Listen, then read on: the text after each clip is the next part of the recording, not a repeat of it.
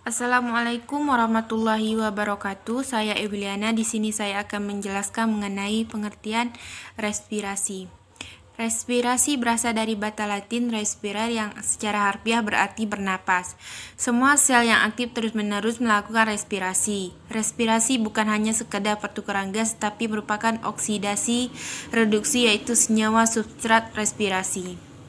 Respirasi merupakan suatu proses penghasilan energi yang diperlukan untuk memecah molekul kompleks menjadi molekul yang lebih sederhana utamanya. Molekul gula sederhana menjadi karbon dioksida dan uap serta energi. Respirasi dilakukan oleh semua sel penyusun makhluk hidup, baik sel-sel tumbuhan, bakteri, protista, cendawan, maupun sel hewan dan manusia. Pada tumbuhan, respirasi dapat berlangsung melalui permukaan akar, batang, dan daun. Respirasi yang berlangsung melalui permukaan akar dan batang sering disebut respirasi lentisel. Sedangkan respirasi yang berlangsung melalui permukaan daun disebut respirasi stomata. Baik, selanjutnya saya akan menjelaskan mengenai manfaat dari respirasi. Respirasi banyak memberikan manfaat bagi tumbuhan. Manfaat tersebut terlihat dalam proses respirasi di mana terjadi proses pemecahan senyawa organik. Dari proses pemecahan tersebut maka dihasilkanlah senyawa-senyawa antara yang penting sebagai building block. Building block merupakan senyawa-senyawa yang penting sebagai pembentuk tubuh. Senyawa-senyawa tersebut meliputi asam amino untuk protein, nukleida untuk asam nukleat, dan perazat karbon untuk pigmen. Lemak, sterol, katalit, pigmen ploid seperti antosianin, dan senyawa aromatik tertentu lainnya, seperti lignin. Telah diketahui bahwa hasil akhir dari respirasi adalah CO2 dan H2O. Hal ini terjadi bila substrat secara sempurna dioksidasi. Namun, bila berbagai senyawa di atas terbentuk, substrat awal respirasi tidak keseluruhannya diubah menjadi CO2 dan H2O. Selanjutnya, jenis-jenis dari respirasi. Klasifikasi respirasi pada tumbuhan terbagi menjadi dua jenis respirasi, yaitu respirasi aerob dan respirasi anaerob. Yang pertama, respirasi aerob. Proses respirasi yang membentuk oksigen untuk menjalankan proses respirasi. Tahapan proses ini adalah penyerapan oksigen, pemecah senyawa organik seperti glukosa menjadi CO2 dan H2O, pembebasan energi sebagai pengatur suhu, dan proses glukosa menjadi kehidupan pembebasan CO2 dan H2O. Yang kedua, respirasi anaerob. Proses respirasi yang tidak membutuhkan oksigen. Respirasi ini biasa disebut dengan proses fermentasi. Kadar O2 dalam bentuk proses respirasi ini sangatlah minim. Baik,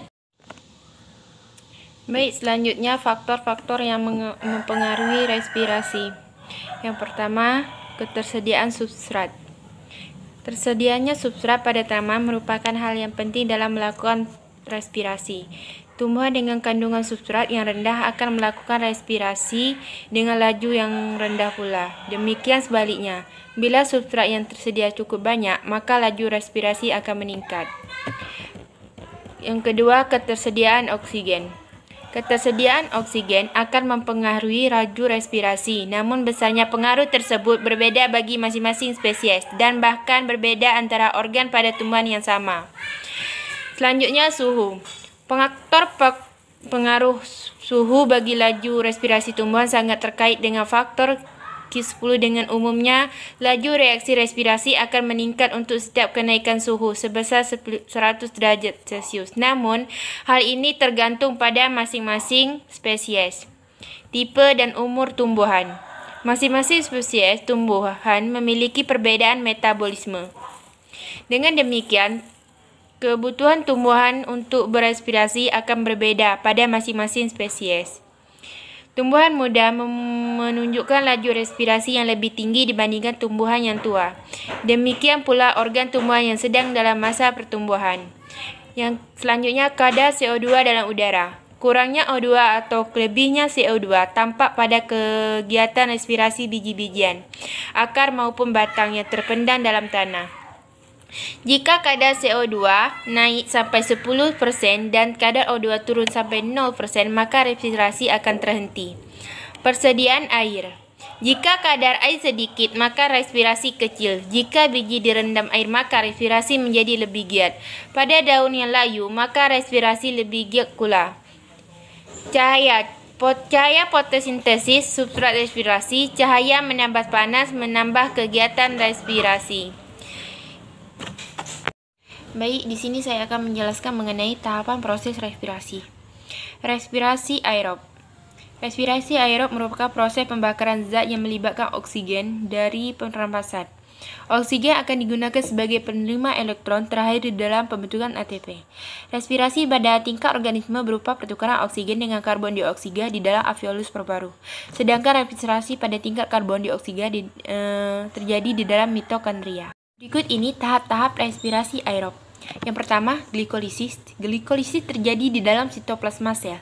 Pada tahap glikolisis ini terjadi dua langkah reaksi, yaitu langkah memerlukan energi dan langkah melepaskan energi. Yang kedua, dekarbolisasi oksidatif. Senyawa hasil glikolisis akan masuk ke tahapan dekarbolisasi oksidatif, yaitu tahapan pendungkukan CO2 melalui reaksi oksidasi dengan O2 sebagai penerima elektron. Yang ketiga, siklus Krebs. Siklus Krebs, nama ini berasal dari orang yang menemukan secara rinci tahap ketiga respirasi aerob ini, yaitu Hans Krebs, tahun 1930-an. Siklus ini disebut juga siklus asam sitrat. Yang ketiga, transport elektron. Transport elektron terjadi di membran dalam mitokondria, pelepasan atom H pada waktu glikolisis, dan siklus Krebs jika tidak ditekan oleh NAD atau FAD akan menyebabkan peningkatan ion H di bagian dalam sel dan akan menyebabkan sel keracunan. Alasan harus digunakan sistem transport elektron adalah karena sistem ini akan melepas energi yang besar secara bertahap. Jika atom H langsung dilepas dari NAD dan diterima oleh oksigen tanpa melalui sintesis elektron, maka akan terjadi ledakan energi di dalam sel. Oleh karenanya, agar tidak terjadi ledakan, dilepaskanlah energi perlahan-lahan dalam sistem ini. Baiklah, saya akan membahas mengenai respirasi anaerob. Respirasi anaerob merupakan fermentasi yang tidak membutuhkan oksigen bebas sebagai penerima elektron akhir pada saat pembentukan ATP. Nah, respirasi anaerob ini juga memerlukan glukosa sebagai substrat. Respirasi anaerob ini juga merupakan proses pada fermentasi. Pada fermentasi alkohol ini dilakukan oleh jamur ragi secara anaerob.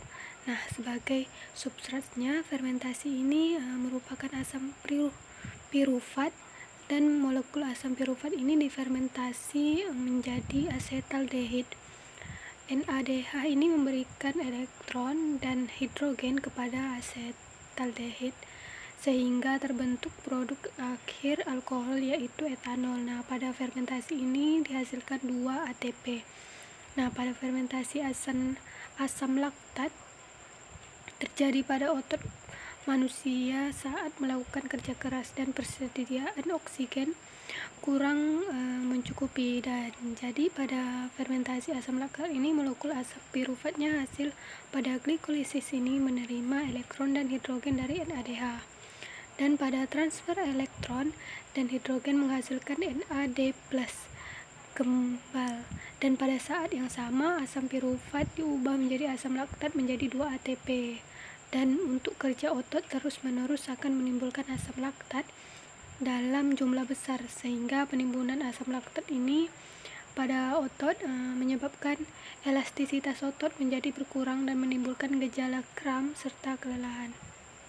Jadi, pada beberapa organisme yang melakukan fermentasi, diantaranya itu ada bakteri dan protista yang hidup di rawa, lumpur, serta makanan yang diawetkan atau tempat-tempat lain yang tidak mengandung oksigen. Selanjutnya yaitu ada perbedaan respirasi anaerob, aerob, dan anaerob. Nah, jadi respirasi aerob ini secara sederhananya, respirasi ini merupakan sebagai sebuah reaksi katabolisme yang memerlukan suatu aerobik. Dengan demikian, dalam proses dan keberadaan oksigen yang sangat dibutuhkan. Nah, jadi pada energi hasil reaksinya ini energi dalam jumlah yang besar, dan energi ini disimpan dalam bentuk energi kimiawi yang dikenal sebagai kode ATP. Respirasi aerob ini dibagi ke dalam 3 tahapan yang secara berturut-turut mencakup. Yang pertama itu ada glikolisis, yaitu proses pemecahan molekul C6 atau glukosa menjadi senyawa bernama asam pirufat atau dikenal dengan rumus kimia C3. Dan untuk kedua yaitu siklus Krebs, yakni reaksi CoA atau molekul asetil yang akan menghasilkan oksalosetat dan juga asam sirat. Yang ketiga itu ada transport elektron. Transport elektron ini merupakan reaksi reduksi atau oksidasi NADH2 dan molekul FADH2 yang pada akhirnya menghasilkan H2O dan juga energi yang berupa ATP. Selanjutnya yaitu respirasi anaerob. Respirasi anaerob ini merupakan pernafasan yang tidak memerlukan oksigen atau O2. Respirasi yang satu ini terjadi pada bagian sitoplasma dan tujuannya untuk mengurai senyawa organik, tidak seperti respirasi aerob. Respirasi anaerob ini hanya menghasilkan sejumlah energi yang jauh lebih kecil, yaitu 2 ATP saja. Bisa kita simpulkan bahwa perbedaan respirasi aerob dan anaerob ini yaitu yang pertama, respirasi aerob ini memerlukan oksigen serta prosesnya yang terjadi ini dalam matriks mitokondria, dan respirasi ini bertujuan untuk memecahkan senyawa organik ke anorganik dan menghasilkan energi dalam jumlah yang besar, yakni 36 ATP. Kalau respirasi anaerob ini tidak memerlukan kehadiran oksigen dalam prosesnya dan berlangsungnya di dalam sitoplasma, serta tujuannya untuk mengurai senyawa organik dan hasil akhirnya berupa energi tapi dalam jumlah yang sedikit, yakni 2 ATP saja. Mungkin itu saja penjelasan dari saya. Sekian, terima kasih.